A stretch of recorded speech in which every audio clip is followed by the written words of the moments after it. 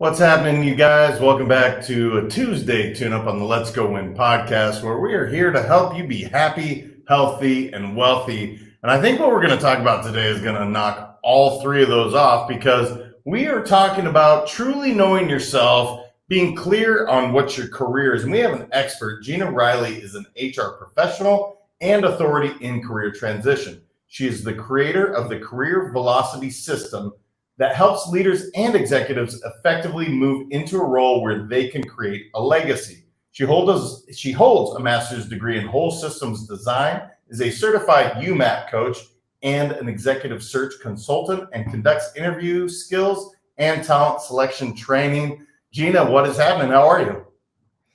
I am awesome today. How about you? I'm great. I'm with you live. We're doing a cool show. You and I were talking off air very seamlessly. I want to start with something because there's a big word in your introduction, and that is legacy.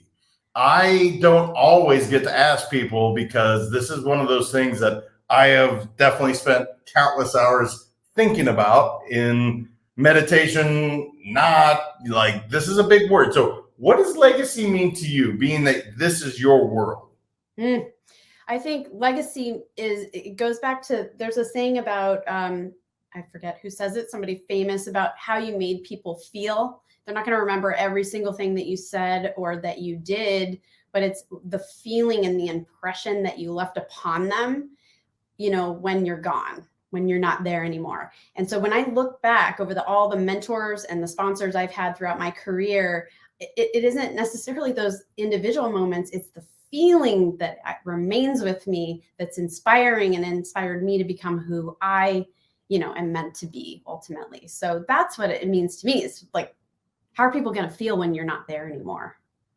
Yeah, Maya Angelou actually said that. She said that people often forget anything you did, or, but they'll always remember how you made them feel. I think it's really good. So you and I were talking off air, and I was like, well, career transition and leadership, this is definitely in our wheelhouse. But you said, I really get clear with people on, and that's where I'm going to shut up, because I don't want to steal your thunder.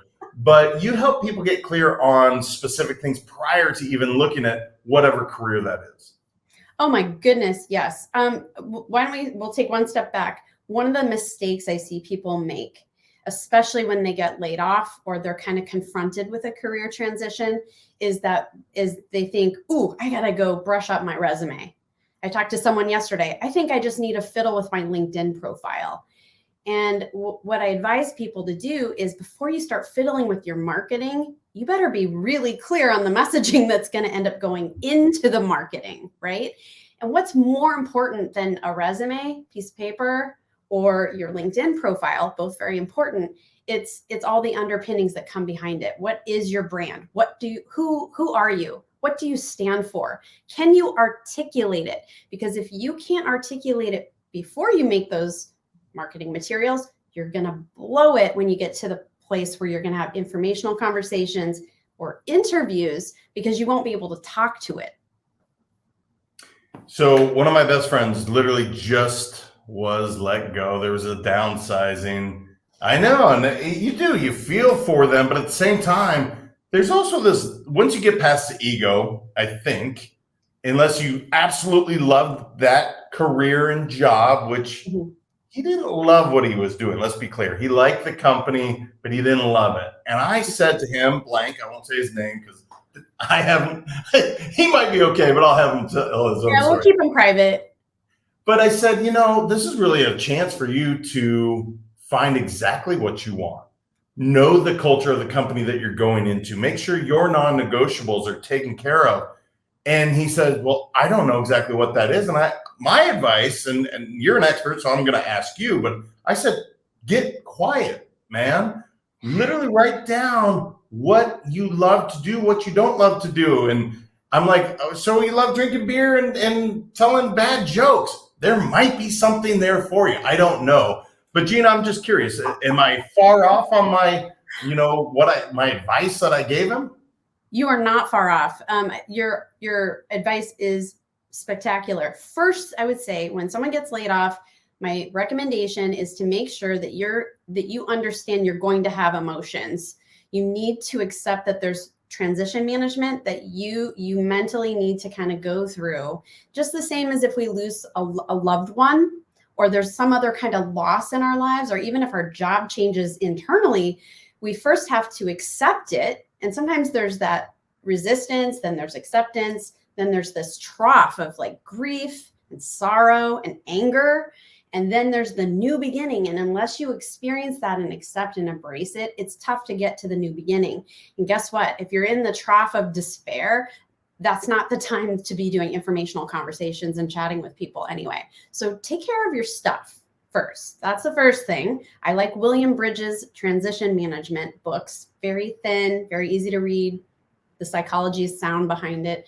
But then the first thing that I like to do with the people that I'm working with is we go through a process of uncovering who they are, how they do what they do, why they do what they do. And we start to build a narrative around that. So they're very clear when they start talking with people like, this is what I'm all about. And then the next step is let's go make sure we understand your career story. Let's make sure we tease out those really key high points, those quantifiable things that you've done that have moved the needle at your companies, that have impressed other people, that you've gotten rewarded for, right? And now we start to get a holistic picture of who are you, what motivates you, and so on. And then we can start building lists of the things out on the landscape of the companies, organizations, and so on that might turn us on so that we can start having informational conversations and uncover more and see if we're on the right track. I mean, that makes a ton of sense. What I was thinking of as you're talking is, when was this ever taught? Because I didn't get this in college. I don't remember. And I've been an entrepreneur for longer than several decades at this point. So it is interesting for me to be giving advice on something that I honestly don't understand, right? I can't remember the last time I did a resume. I can't remember the last time I looked at a job posting. Right. So that could be daunting. But was this ever taught? Gina, did I miss this course? You didn't miss the course. And in fact, one of my favorite authors in the career space is a man named Steve Dalton. He was one of the career services leaders at Duke University, just retired to start creating a certification for his job search strategy method called the 2-hour job search. So I recommend that to people. And what he says is we aren't taught these things in school. And for us mature adults that we're going, there's plenty of us that are Gen X and boomers that are in the workforce, and we have shame and embarrassment and fear and anxiety about networking and talking with people. We weren't taught how to effectively do that. And oh, by the way, the 1989 resume, the formatting and the way that all looks, that is out the window. I mean, there's new ways of expressing our career results now. And so we can't go back to those old ways. So the best thing you can do, just like if you're in business for yourself, is you can hire a business coach. Well, in this case, I've created a program to help people because there was a need in the market to look at the holistic process of career transition, Well, the reason I said this was going to check all boxes, we spend 33% of our life at our career, right? Mm-hmm. A third of our life is spent there. And I look at some folks, and when they're not happy, that is going to affect their health. It is going to affect their wealth, maybe financially, but certainly in relationships and everything involved in even spirituality. Everything really gets affected. Mm-hmm. So this idea of finding happiness in your career, finding fulfillment in what you do is so important, but yet, again, we're not taught this stuff. You hear, go do something you love and you'll never work a day in your life. And people look at that and hear that cliche and go, really, dude? Like, it's not that simple. But I do think so much of what you're talking about, and I'm really curious to hear about the career velocity system. Okay. So you created this. What is that? Like a synopsis of what that looks like, Gina? Yeah. Straight on. It's a 9-step framework to help people move from point A to point B to point C, to move through that career transition process, starting with, I use a tool called the YouMap. It's a career profile assessment that's uncovering the who you are, how you do what you do, why you do what you do, and helping get language around that. Then I work on a person's leadership approach, trying to figure out, okay, what has been your approach? Why have you been so successful? And then the third step is calling out the career results and starting to work towards the top things they'll end up talking about. And they'll explain who they are, the tell me about yourself narrative. And once we get all of that foundational stuff, that's my first 5 steps. The 6th one is resume development and LinkedIn development, which is super important. It's our external branding, right? And then the steps 7 and 8, job search strategy, interview prep. And my last component, and sometimes I'm doing this, many months down the line, maybe even somebody's transitioned and we'll come back a couple of months later and have another coaching session. Thought leadership is so important to be found in the future for what we're an expert in. So a lot of people get to a certain point in their career and they're like, oh no, I don't have a network. Oh no, I don't know I've tapped everyone. I don't know what to do. Well, the ideal situation is people are finding you because you're already out in the ecosystem, expressing yourself, writing articles, being on podcasts, commenting on other people's things on LinkedIn, for example. It doesn't have to be a TEDx. It can be a lot. You could be a panelist. You could be a collaborator on a white paper. There's so many ways for people to, for us to build up that know, like, and trust factor. And it doesn't take a long time to do it. That's the one thing I would tell people. I agree with you. This whole your brand. And what I heard is give some value in an area that you do have expertise. Mm-hmm. Share, right? Mm-hmm. It's not making it about you, but rather sharing your experience. Mm-hmm. And it happens actually really quickly. I remember how daunting that was as I wrote my first book, and it was like, well, what have you done? I don't know. I ran 3 companies. I'm not a social media guy, but next thing I know, it's like, oh, just make some comments, say something about this, and it does happen quickly. Mm-hmm. I have to ask this just because it goes through my head right now. The movie, I think it's Up in the Air or In the Air with George Clooney and Anna Kendrick. So I'm just curious, like, it's kind of a goofy film, right? Because they're literally letting these people go. But the one part I loved is when he was talking to, I can't remember his name, the actor, the bald guy, and he was talking about how he loves to be a chef. And my point in bringing up the movie is he asked him, how much were you paid to give up on your dream? Do you remember this part of the movie? No, I have to go back and rewatch it because it's come up a couple times in the last couple of weeks.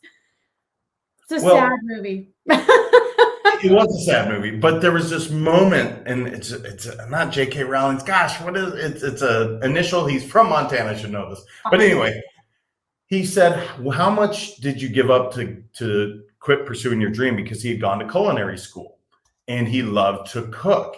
And I think often when we have responsibilities, we got married, we have kids. And so we just go into this job and we lose that satisfaction. We lose that fulfillment. Now our job performance is declining because we don't really like to do what we're doing to begin with.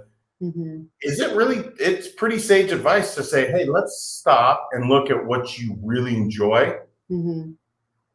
I think that what happens is as we mature and we start to potentially develop families, we accumulate things that we have to maintain, homes, cars, and so on. Kids go to college. It becomes more and more challenging for us to really stop and think about, well, who am I?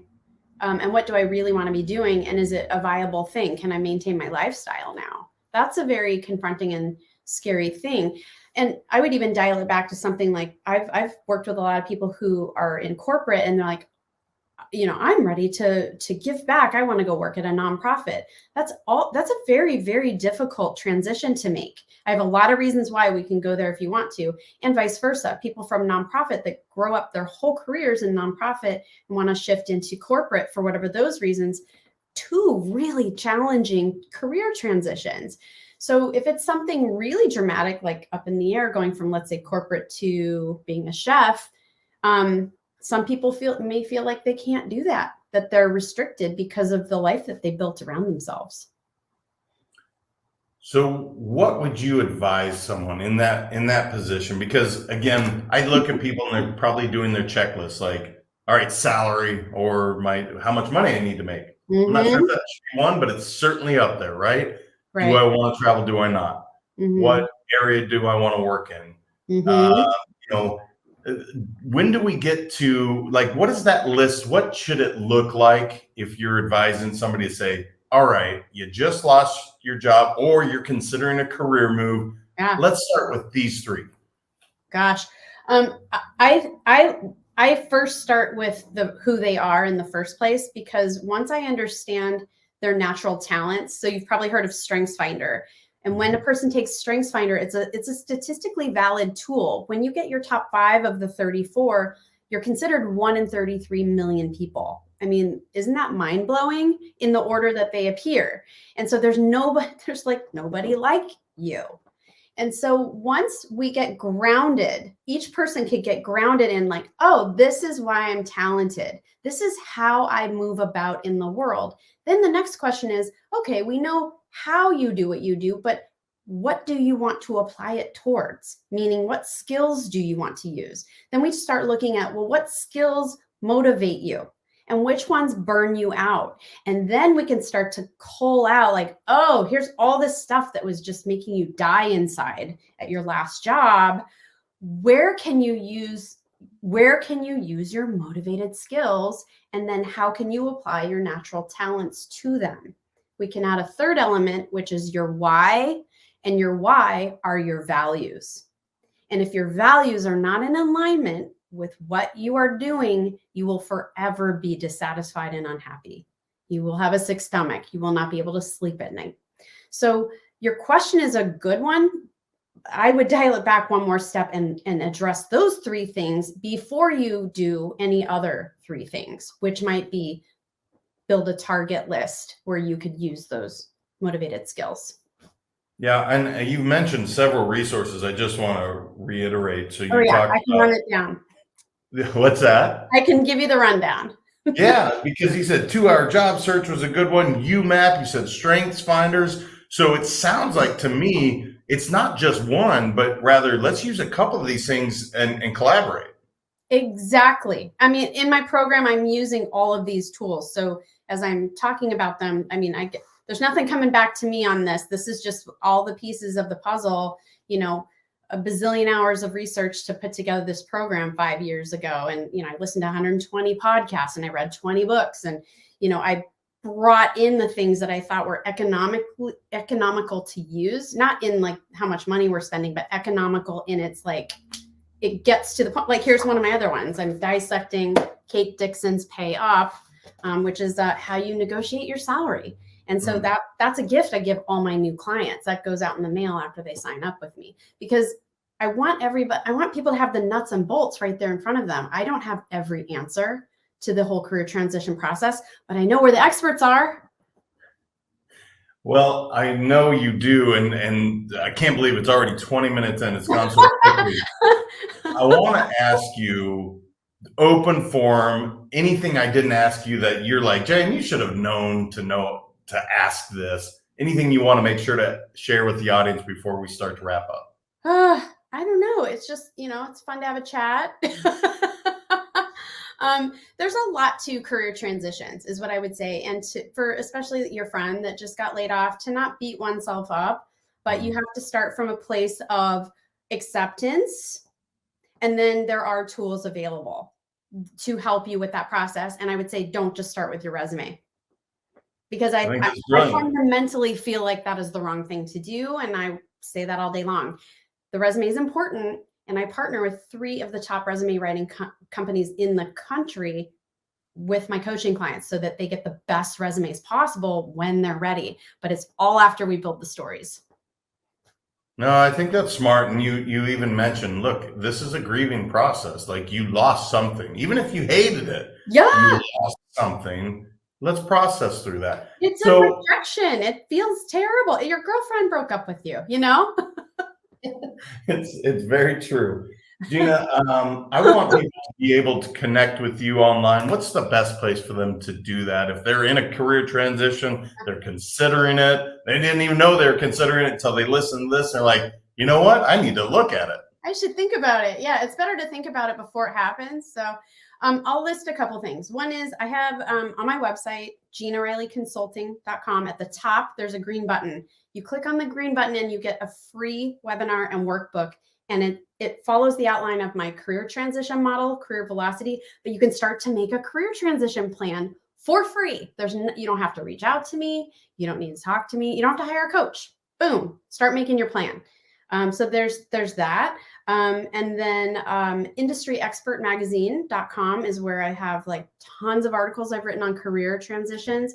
And then the third is I spend a lot of my time on LinkedIn. I write there, I post there, send a personalized connection request saying that you heard me here on the podcast or the live stream, because we get a lot of sales pitches. So just let me know that you heard me here so I know it's not a sales pitch, because I vet every single inbound connection request. Cool. Well, I know one for sure. After we get off, I'll probably be calling him to say, hey, I met this amazing lady out of Portland. I hope that's okay to say. She's awesome. And he actually lived there too. So that's giving a little.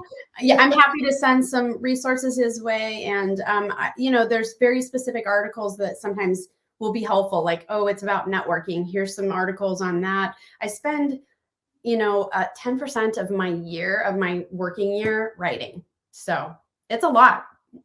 Well, you're bringing a ton of value and I appreciate it. Thank you for taking time. It's one of those subjects that we don't spend any time on really, even though all our prep is to go into a career, and this part was missing. So thank you. No, thank you for having me. That's truly my pleasure. Again, guys, whether you're thinking about it, whether you're sitting there going, yeah, my job sucks, it's time to look, you have a resource. She talked about YouMap. She talked about 2-hour job search.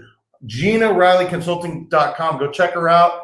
Even if you're not looking yet, just to be prepared. Until next time, you guys, remember your mindset matters. I appreciate you all. Thank you so much for listening. If this content is delivering value to you, please make sure to subscribe, rate, and review us. That helps us build this community, and that is what we are all about. Building this community as big as we can, helping as many people as we can, and deliver as much value as possible. Be sure to head over to letsgowinpodcast.com for information on my coaching courses, and make sure to follow us on Facebook, Instagram, and LinkedIn at Let's Go Win 365. Let's go win and transcend in life. This is the Let's Go Win podcast with your host, J.M. Ryerson.